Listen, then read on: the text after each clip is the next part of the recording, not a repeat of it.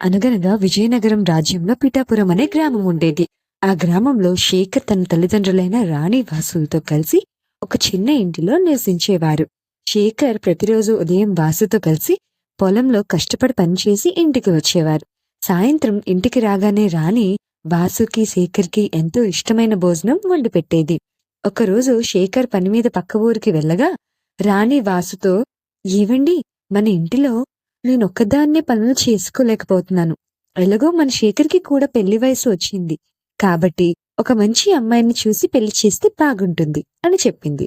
దానికి వాసు, సరే అలాగే కాని, సాయంత్రం పంతులు గారి దగ్గరకు వెళ్లి వాసుకి పెళ్లి సంబంధం చూడమని అడుగు అని చెప్పి పొలం పనికి వెళ్ళిపోయాడు. సాయంత్రం రాణి పంతులు గారి దగ్గరకు వెళ్లి, నమస్కారం పంతులు గారు, మా అబ్బాయి శేఖర్కి ఒక మంచి సంబంధం చూడాలి అని రాణి అడిగింది. దానికి పంతులు, మీ అబ్బాయి చాలా మంచివాడు, బాగా కష్టపడి పని చేస్తాడు. కాబట్టి పక్క ఊరిలో నారాయణ అనే రైతు ఉన్నాడు. అతనికి ఒక్కర్తే కూతురు. నేను వెళ్లి ఆ సంబంధం ఖాయం చేస్తాను. మీరన్నీ రెడీ చేసుకుని శుక్రవారం నారాయణ వాళ్ళ ఇంటికొచ్చేయండి. మిగతా నేను చూసుకుంటాను అని చెప్పాడు. శుక్రవారం రోజు రాణి, వాసు, శేఖర్ కలిసి పక్క ఊర్లో ఉన్న నారాయణ వాళ్ళ ఇంటికి వెళ్తారు. అక్కడ పెళ్లి కూతురు శైలుని చూసిన శేఖర్ ఆమెతో ప్రేమలో పడిపోతాడు.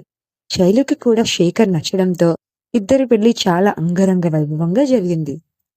కొన్ని రోజుల తర్వాత ఎప్పటిలాగానే వాసు, శేఖర్ పొలానికి వెళ్తారు. శైలు ఎంతో చక్కగా ఇంటి పనులు చేసుకుంటూ రాణికి సహాయంగా ఉండేది. కొన్ని రోజుల తర్వాత రాణి, వాసు దైవదర్శనం కోసం తిరుపతికి వెళ్లారు. అదే రోజు శేఖర్ పొలానికి వెళ్లి పొలంలో కలుపు మొక్కలు తీస్తుండగా గట్టిగా శబ్దం వచ్చింది. ఏమీ అని చూడగా అక్కడ ఒక లంకెబిందె కనిపించింది. వెంటనే శేఖర్ ఎవరికీ తెలియకుండా ఇంటికి తీసుకెళ్లి శైలుకి చూపిస్తాడు. ఇద్దరు ఎంతో సంతోషించి ఎవరికీ తెలియకుండా అటక మీద దాచిపెడతారు. 2 రోజుల తర్వాత రాణి, వాసు ఇంటికి తిరిగి వస్తారు.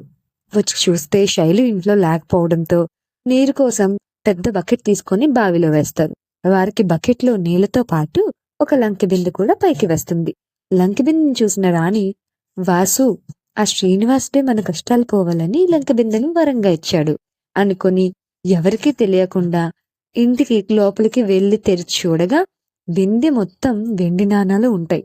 రాణి ఎంతో సంతోషించి వెంటనే ఊర్లో ఉన్న అంగడికి వెళ్లి ఆ వెండి నాణాలతో పట్టు చీరలు మరియు నగలు తీసుకుని ఇంటికి వస్తుంది.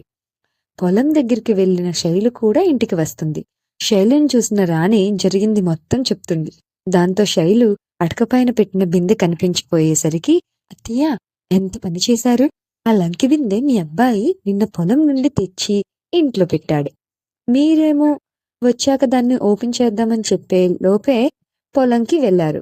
ఇంతలో మీరు వచ్చి ఇలా చేశారు అనడంతో రాణి కోపం వచ్చి, ఆ లంకి బిందె నాకు దొరికింది, నీది కాదు అని శైలుతో గొడవ పడసాగింది.